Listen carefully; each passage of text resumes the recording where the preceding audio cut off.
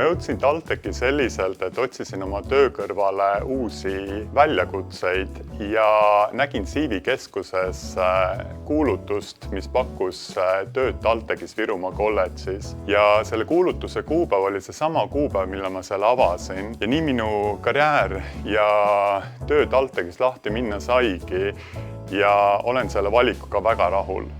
Mulle meeldib TalTechi juhtimiskultuur ja meeldib see, kuidas asju aetakse. Kolleegid on toetavad, õpilased, õppimisimulised ja lausa nõuavad teadmisi. Ja mulle meeldib see, et ma saan igapäevaselt ise areneda ja õppida. Saan teadmisi juurde läbi teadustöö ja läbi õpetamise samamoodi.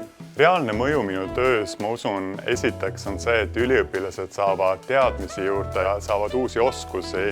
Nad saavad neid igapäevaelus rakendada, aga samuti pean oluliseks seda, et üliõpilaste maailmavaade ja eneseusk kasvab ning areneb nende soov elult midagi paremat tahta. Ja teiselt poolt läbi selle teaduse, mis me teeme, saame me maailma muuta tõhusamaks, paremini toimivaks ja saame pakkuda ühiskonnale uusi lahendusi, mis ühiskonda edasi arendavad.